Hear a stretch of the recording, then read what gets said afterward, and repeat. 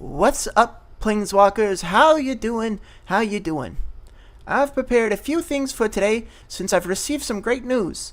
I, the creator of my own comic series, The Adventures of Mana-chan and Sonic, found out today that Sonic is going to be in the hit card game Magic the Gathering. This is serious business, guys. Our beloved hero is finally getting the recognition he deserves, is what I would say if Wizards didn't screw up Knuckles. Why is he better than Sonic? Wizards, consider yourself added to my list. Lucky for you guys, the Amy art isn't too bad, so I still think this news requires some celebratory dancing despite its shortcomings.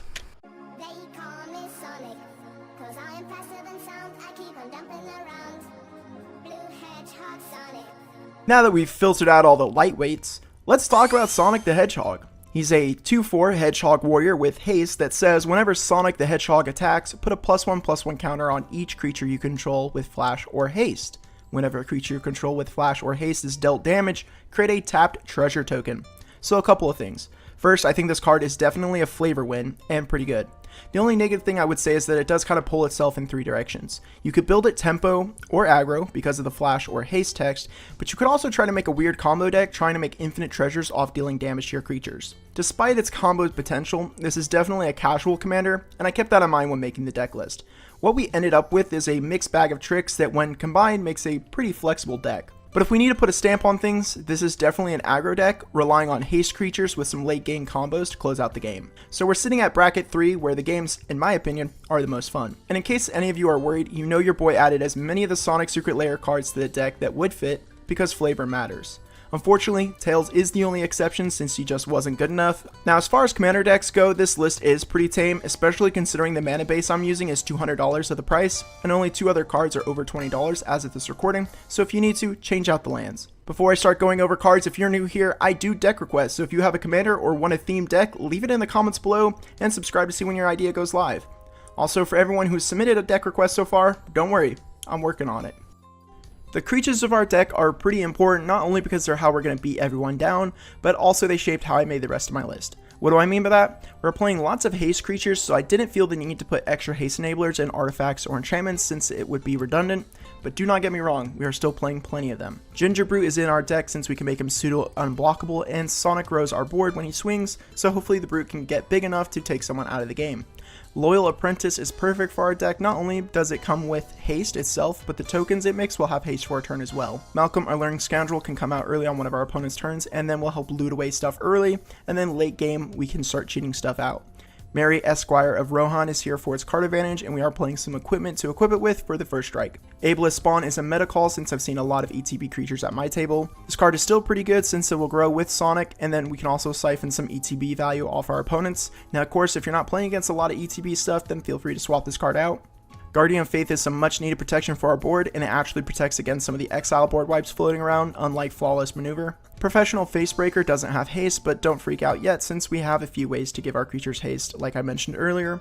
Even still, there is just too much value for this card to pass up. Untapped treasure tokens, and we can even sack the tapped treasure token Sonic makes to dig through our deck.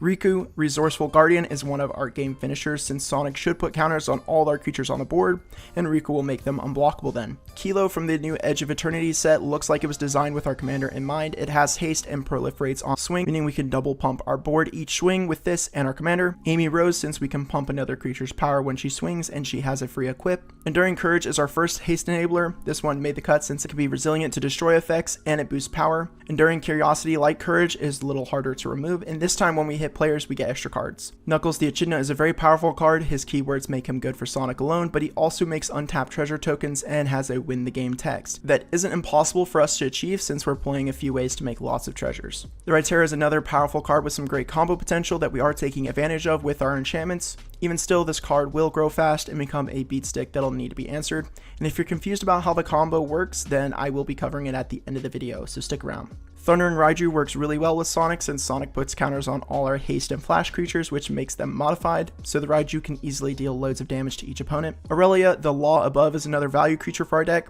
Most of the time we're aiming to draw extra cards off ourselves and our opponents when they swing out. Urbrass the Hidden is another haste enabler, but we like this card since it taps our opponent's creatures when they ETB. Winged Hive Tyrant we'll use to give our board some evasion in the form of flying. Aurelia the War Leader is another game ender since double combats with a commander that grows your board each swing is very deadly.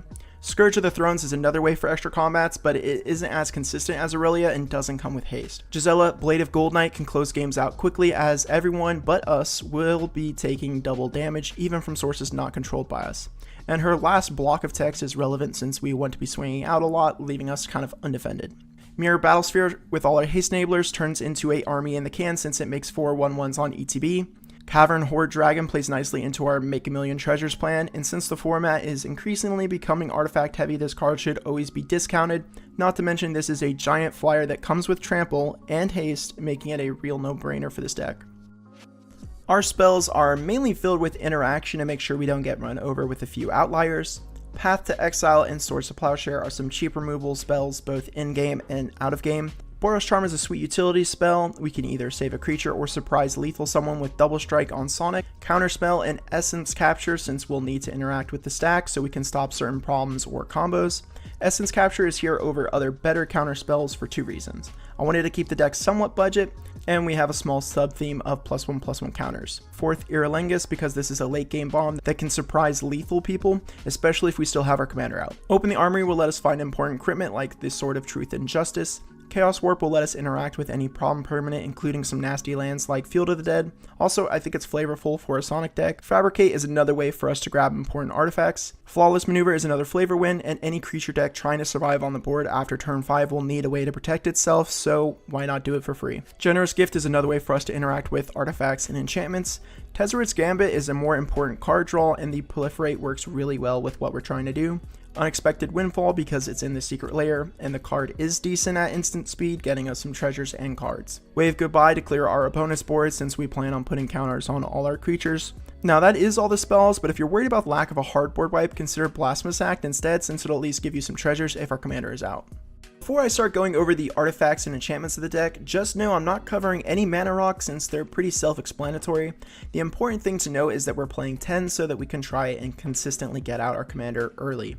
Lightning Greaves and Swiftfoot Boots gives us some much needed protection for our commander and any other important creature. Also, the haste is there. We have a few creatures without haste, so it's relevant. Sword of Truth and Justice does everything we want with putting counters on creatures and then proliferating on damage. Aggravated Assault and Sword of Feast and Famine is one of our late game combos. Assault gives us a mana sink that can give us extra combats, and the sword will let us untap lands on damage so that we can take infinite combat so long as we can hit someone. The Reaver Cleaver will make us lots of treasure for the potential Knuckles win, or at the very least we can play out our hand.